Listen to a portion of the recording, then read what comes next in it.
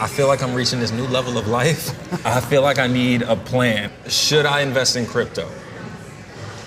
I did. It took you too long to answer. Now what do I do?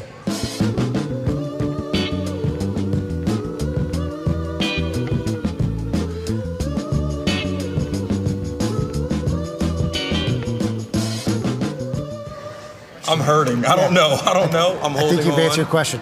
You know what? That's a real friend right there. A real friend will tell you when you're talking crazy. Can you help me? Absolutely. So help me understand, what do you know about financial planning or what a plan is? I have a spreadsheet. I got a spreadsheet. This is how much money I make. This is how much money I spend. And this is how much money I have left to play with. At least you've started somewhere, right? Yeah. That's good. So yeah, now we got to figure out how we take it to that next level. When we think of financial planning, right, and having a financial plan, what we're really talking about is having a roadmap to help you achieve your financial goals. Life is going to change. A financial plan is not some 100-page document that you throw up on the bookshelf and let it collect dust. It's much more interactive, much more collaborative than that. I guess I have the foundational step, right? You said I have one of the foundational pieces with the cash flow. What's next? So then we want to look at, what are you doing, right? As we think about from where you're putting money today, where you're investing money today. Are there any gaps? Is what you're doing today putting you on the right path, or do we need to make some adjustments? We can actually show you the consequences of your financial decisions and the impacts of those financial decisions before you make them.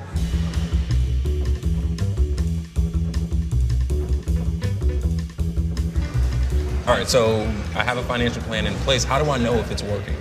Yeah, that's a great question. The best example I could give is, you look like a pretty fit human being. Looks like you go to the gym, right? Thank you. So what's the busiest month of the year for gyms?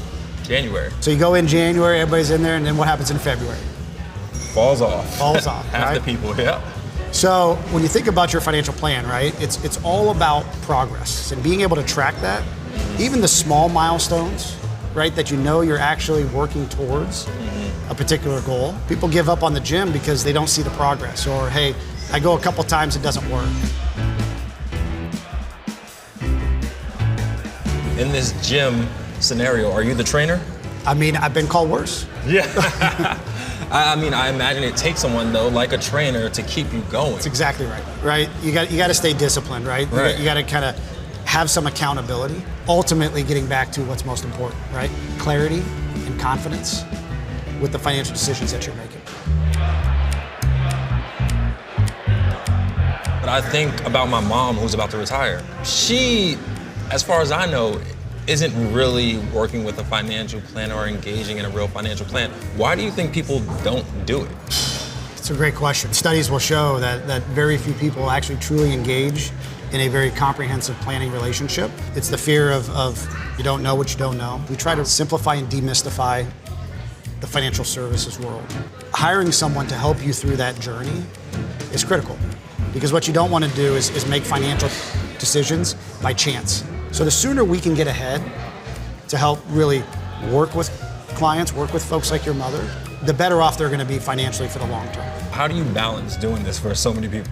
We have a very strong team. So we'll have a head coach that helps to lead the process, but their head coach relies on professionals that have a concentration and focus in various areas, the investment management aspects, the estate and the tax planning aspects. All of those individuals together help to really render the advice that we provide through that financial planning process.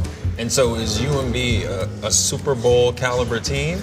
Man, you nailed it. Yeah, You nailed it. You nailed it. Okay. Yeah, we like to win Super Bowls. Does it change if somebody owns a business? Like my uncle, he owns a tire business. Sure. So yes and no. The process itself doesn't change much. We still got to understand the objectives, the goals, right? The concerns, the aspirations. We still got to understand that. But the advice that we provide, it absolutely will vary, because we've got another asset that we have to account for. And there's a lot of decisions that come around that particular business. When does your uncle plan to exit? Does he have a timeline for when he wants to exit? And how much does he need from that business for him to meet his retirement objectives? And who does he want to sell that business to? Is it key employees? Is it fam? Is it you? And I'm thinking I'd take over the tire business and then turn it into a furniture company. And we recycle all the old tires and begin to make furniture out of it. You investing in my business? Probably not. I think, I'm thinking this is like a succession type situation. Let's see how you do. Then we'll talk. Yeah. We've unpacked a lot. Yeah, we did. A lot, right? And it wasn't designed to overwhelm you, but to help to provide some clarity. Ultimately, some confidence. So you ready to get started? Honestly, I am. You made me realize that this whole financial planning process is so much more than I thought it was. And that you have a whole team around kind of bringing that whole picture together and making it as simple and as easy for me as possible. And so, yeah, let's do it. That sounds like something I'm interested in. Cheers. I got another business.